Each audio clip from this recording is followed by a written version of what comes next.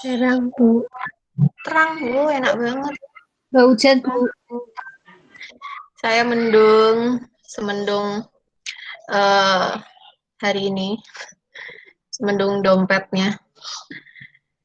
Oke, ya, jadi ini sudah kelompok 12 ya yang akan presentasi mengenai laporan keuangan konsolidasian.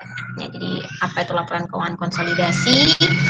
Ya, apa saja yang harus dikonsolidasikan. Nah, ini nanti akan disampaikan oleh kelompok 12.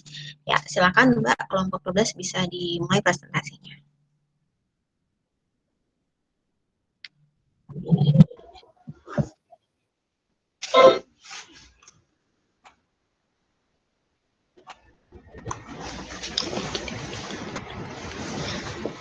Assalamualaikum warahmatullahi wabarakatuh. Waalaikumsalam warahmatullahi wabarakatuh. Kami dari kelompok 12 akan mempresentasikan tentang laporan keuangan konsolidasian dan operasional. Perkenalkan, saya sendiri Adita Nimala Putri dan akan dibantu oleh rekan saya Handariatul Mustakfiroh.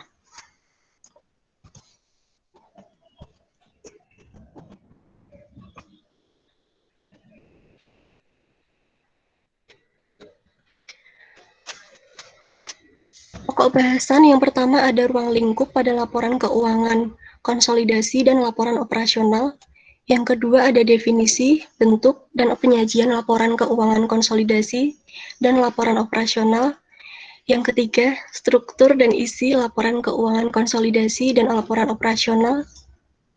Yang keempat ada entitas pelaporan akuntansi serta pengungkapan pada laporan keuangan konsolidasi. Yang kelima, akuntansi pendapatan, beban, surplus, serta transaksi pada laporan operasional. Laporan konsolidasi. Yang pertama, ruang lingkup. Entitas akuntansi yang terdiri dari setiap kuasa pengguna anggaran di lingkungan suatu kementerian negara atau BUD, dan kuasa pengguna anggaran di lingkungan pemerintah daerah. Yang kedua, ada entitas pelaporan yang terdiri dari pemerintah pusat, pemerintah daerah, kementerian negara atau lembaga, dan bendahara umum negara atau BUN. Dalam sistem akuntansi pemerintah pusat, pengelolaan transaksi keuangan pemerintah pusat dapat dibagi menjadi dua kategori utama, yaitu pusat pengelolaan transaksi keuangan pemerintah pusat dapat dibagi menjadi dua kategori utama, yaitu yang pertama, pengelola transaksi keuangan di lingkup bendaharawan umum negara atau disingkat SIAP, dan pengelola transaksi keuangan di lingkup kementerian negara atau lembaga yang sering disebut SAI. Transaksi keuangan pemerintah daerah dapat dibagi menjadi dua kategori utama, yaitu yang pertama, pengelola transaksi keuangan di lingkup bendaharawan umum daerah. Yang kedua, pengelola transaksi keuangan di lingkup satuan kerja perangkat daerah.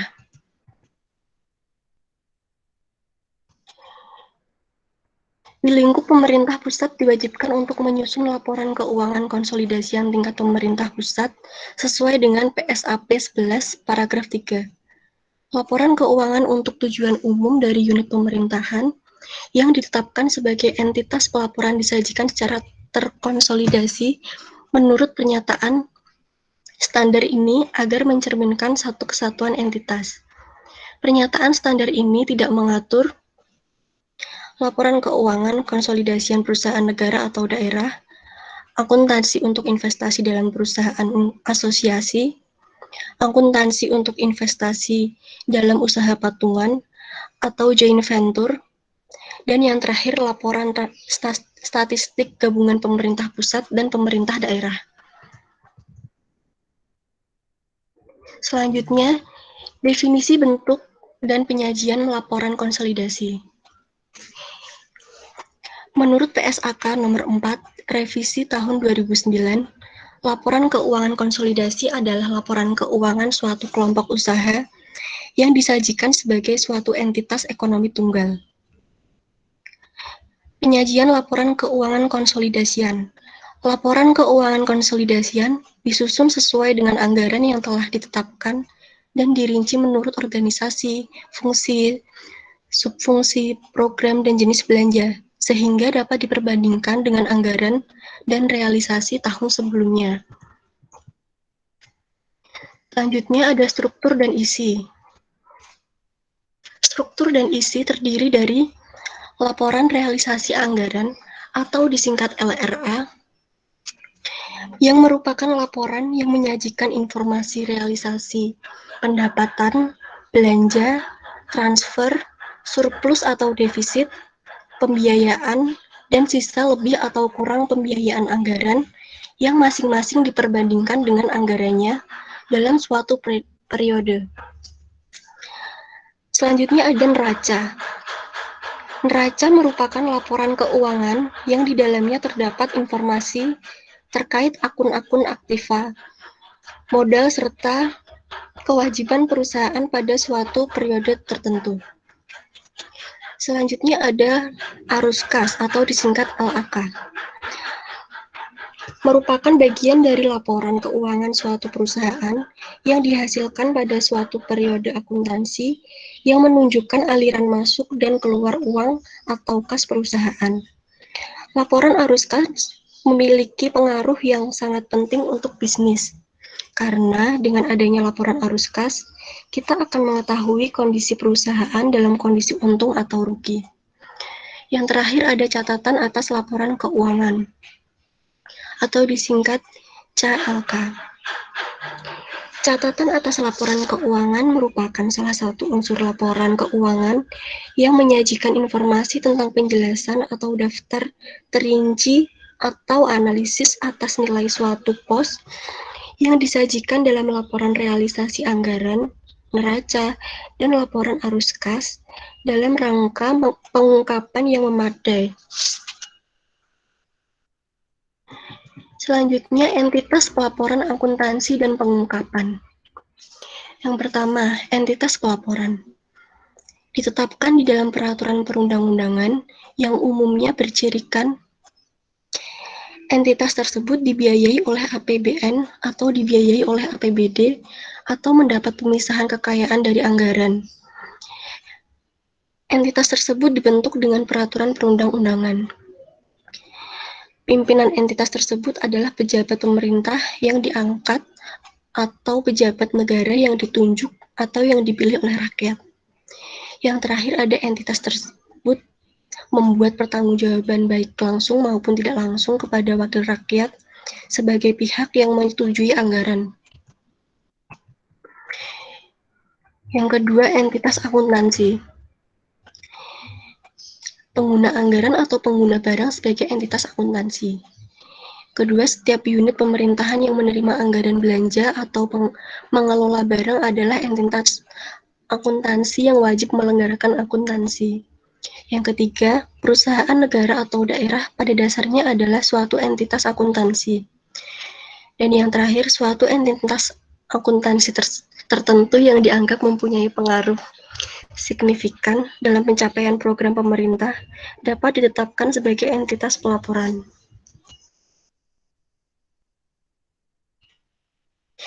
Yang ketiga, pengungkapan dalam laporan keuangan konsolidasian.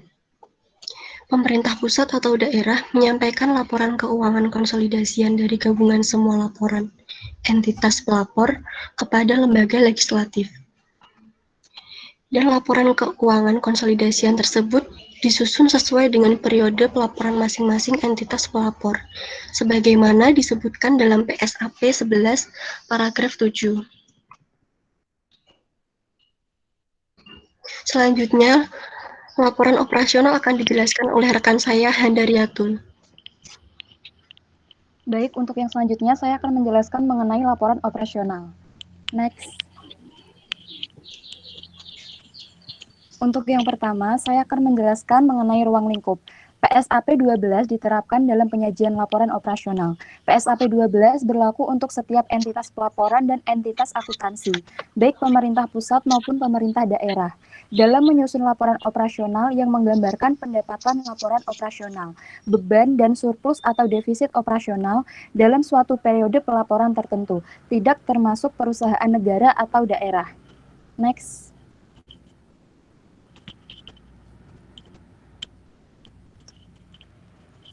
Yang kedua, menjelaskan mengenai definisi, bentuk, dan penyajian laporan operasional. Untuk poin yang pertama, ada definisi. Laporan operasional adalah laporan yang menyajikan kegiatan operasional keuangan yang mencakup pendapatan, biaya, dan surplus atau defisit disandingkan dengan periode sebelumnya.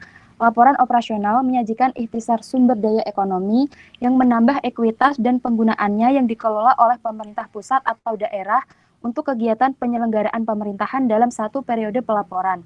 Kemudian poin yang kedua, manfaat dan tujuan informasi laporan operasional. Menyediakan informasi mengenai seluruh kegiatan operasional keuangan, entitas pelaporan yang tercerminkan dalam pendapatan laporan operasional, beban dan surplus atau defisit operasional dari suatu entitas pelaporan yang penyajiannya disandingkan dengan periode sebelumnya. Next. Untuk poin yang ketiga, periode pelaporan. Laporan operasional disajikan sekurang-kurangnya sekali dalam setahun. Poin yang keempat, bentuk dan penyajian laporan keuangan konsolidasi dan laporan operasional. Laporan operasional wajib disusun oleh SKPD, PPKD, dan Pemda sebagai entitas pelaporan. Struktur laporan operasional hampir sama dengan laporan realisasi anggaran, namun akun-akun laporan operasional diakui dengan basis accrual, sedangkan laporan realisasi anggaran berbasis kas. Next.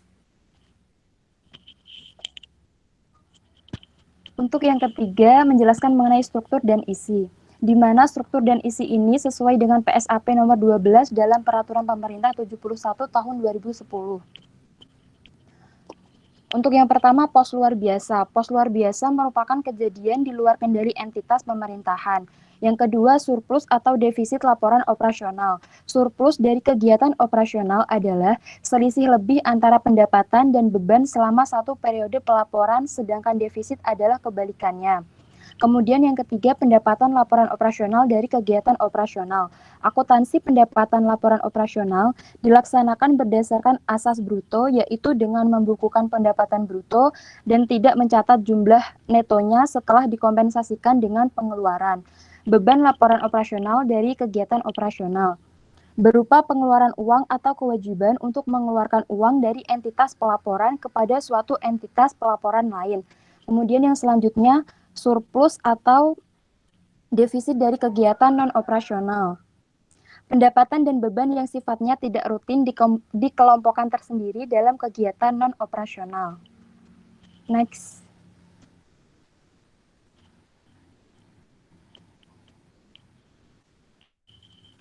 Yang selanjutnya menjelaskan mengenai akuntansi pendapatan, beban, surplus, dan transaksi. Akuntansi pendapatan. Pendapatan laporan operasional adalah hak pemerintah daerah yang diakui sebagai penambah ekuitas dalam periode tahun anggaran yang bersangkutan dan tidak perlu dibayar kembali. Diakui pada saat yang pertama timbulnya hak atas pendapatan, yang kedua pendapatan direalisasi. Next.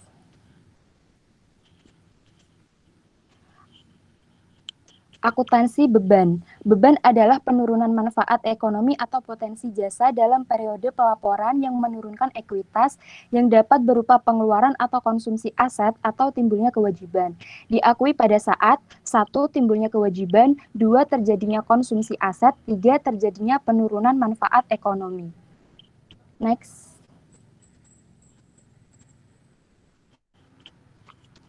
Yang selanjutnya adalah surplus. Surplus merupakan penjumlahan selisih lebih atau kurang antara surplus atau defisit kegiatan operasional, kegiatan non-operasional, dan kejadian luar biasa.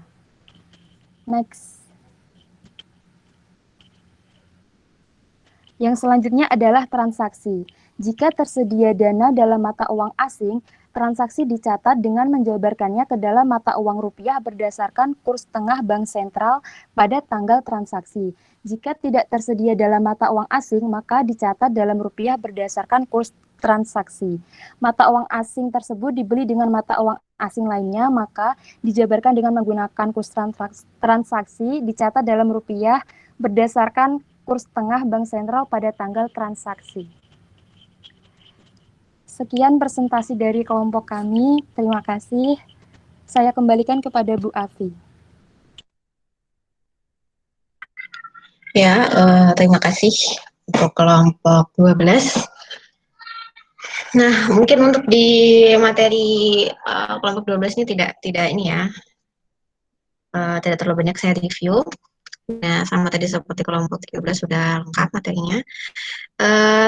Untuk di apa namanya laporan konsolidasi ya, laporan konsolidasi. Jadi intinya adalah laporan untuk penggabungan gitu ya, laporan gabungan. Apa yang digabung kalau di entitas bisnis itu adalah yang digabung misalnya antara pusat dengan cabang ya, kemudian antara induk dengan anak perusahaan ya, seperti itu.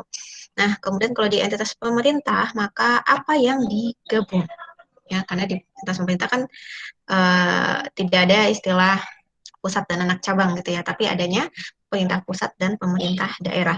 Apakah laporan pemerintah pusat itu digabung dengan laporan pemerintah daerah seperti itu?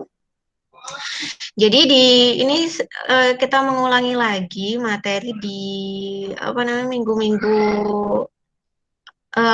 awal minggu setelah kita UTS kali ya, yang mana di situ ada penjelasan tentang entitas akuntansi dan entitas pelaporan. Jadi ini adalah ciri khasnya dari si entitas pemerintah ya, di mana baik entitas akuntansi maupun entitas pelaporan itu sama-sama melakukan tugas dalam menyusun laporan keuangan. Nah, bedanya adalah kalau untuk entitas akuntansi dia memang eksekutor utama ya dalam anggaran pemerintah gitu, atau bisa kita katakan juga sebagai bendaharanya di masing-masing bagian ya. Biasanya itu dipegang juga oleh entitas akuntansi. Nah, entitas akuntansi ini dia membuat laporan keuangan sesuai dengan bagian yang dia apa ya, dia bukan cover istilahnya apa ya? Ya dia wenangi ya, dia berwenang dalam satu bagian itu. Nah, sementara entitas pelaporan itu adalah entitas entitas di atasnya entitas akuntansi ya. Jadi satu entitas pelaporan itu bisa membawahi satu atau lebih dari satu atau banyak ya, satu atau lebih entitas akuntansi. Nah, misalnya adalah kalau di pemerintah daerah gitu ya, pemerintah daerah Jawa Tengah ya, maka entitas akuntansinya mungkin bisa diambil dari kabupaten, kota yang ada di Jawa Tengah, sehingga laporan keuangannya sudah disusun oleh entitas akuntansi itu kemudian dilaporkan kepada entitas pelaporan. Untuk apa? Untuk bahan bagi entitas pelaporan menyusun laporan konsolidasinya. Nah, jadi bahan untuk menyusun laporan konsolidasi itu dari entitas akuntansi. Nah, kemudian apa saja yang digabung? Ya semuanya ya, semua elemen unsur laporan keuangan itu digabung jadi satu dalam satu kesatuan laporan konsolidasi, sehingga pembaca itu nanti akan membaca satu laporan secara utuh, kemudian nanti bisa dilihat ke dalam ya, dalam laporan keuangan itu di masing-masing bagian atau entitas akuntansinya. Itu ya. Kemudian tadi ini ada laporan operasional juga ya untuk pembahasan kelompok 12 ya. Untuk laporan operasional sesuai namanya ya, laporan yang melaporkan atau menyajikan, menginformasikan mengenai operasional entitas pemerintah. Nah, di situ ada 3 hal pentingnya yang harus diungkapkan atau harus disajikan. Itu adalah pendapatan operasional, kemudian beban operasional, dan yang terakhir adalah surplus atau defisit ketika terjadi aktivitas operasional tersebut. Ya. Nah, untuk laporan operasional dia ini hampir mirip ya dengan laporan realisasi anggaran. Hanya saja kalau realisasi anggaran itu pakainya basis kas, sementara kalau laporan operasional dia basisnya adalah akrual.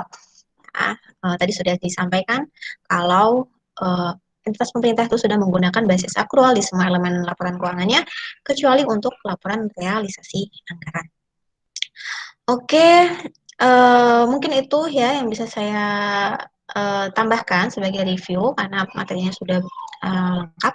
Ya, nanti bisa dibaca lagi dan bisa di-share PPT-nya. Kemudian bagi yang ingin melihat lagi jalannya perkuliahan kita, itu bisa seperti biasa ya, nonton di YouTube. Bisa Anda download, jadi bisa ditonton berkali-kali. Oke, begitu ya. Setelah ini seperti biasa kita akan ada sesi diskusi di e-learning. Sudah saya buat 2 ya, tapi kalau misalnya ternyata saya belum bikin, ya tolong saya diinfokan ya. Seingat saya